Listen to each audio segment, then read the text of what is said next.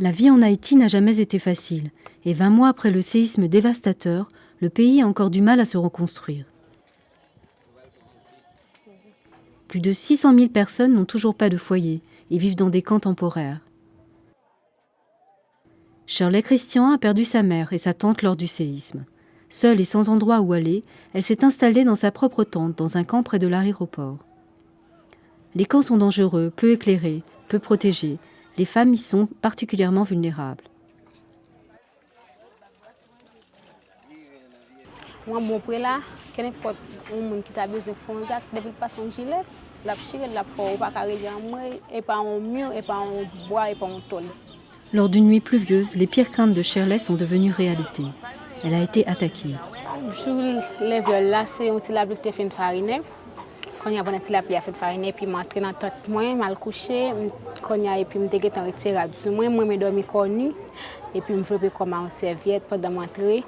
Quand il y a un monsieur qui dit bal faut tu parer, moi dis non, pas capable parer, bal yo menti, moi dit bien grand monde là. Il dit non, faut qu'il parer, me veut pour me sortir. À côté coordonnatrice Cofavive et puis il ba mon calotte, pété bouche moi et puis moi courir malé, il get frappé ma tête. Il fait déjà sur moi, il fait 100 vidéos, fait un mois vidéo sur moi. Shirley dit qu'elle n'est pas la seule à subir cette épreuve. Oui, non, comme connaît yo, puis faut comme connaît yo, toujours jeune amis qui a dit ça.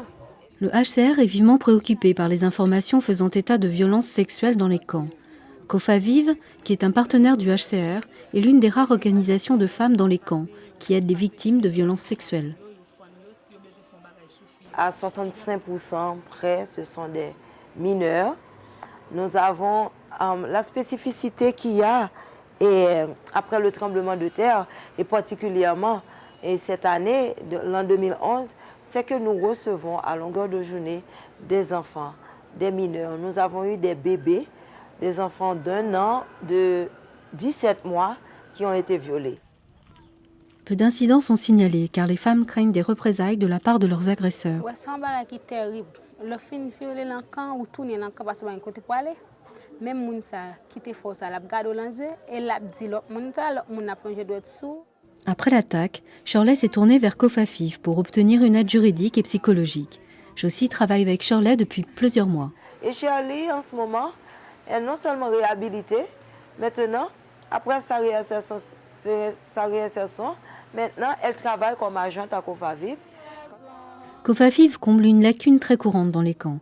Shirley explique aux femmes quels sont les services offerts par Cofavive dans le domaine de la santé et des conseils juridiques.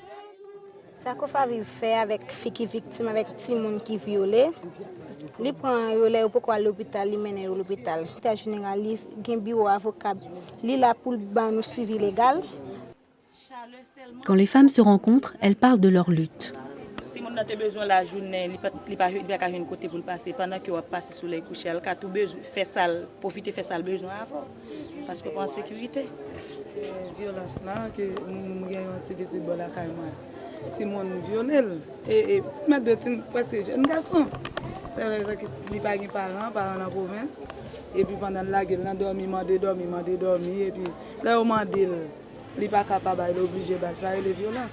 Des fois quand jeune nuit tant qu'on a un groupe pour faire formation pour eux, si on monde connaît il dit ça et puis moi le sous le pied mon on la caille ou pas la il se casquer.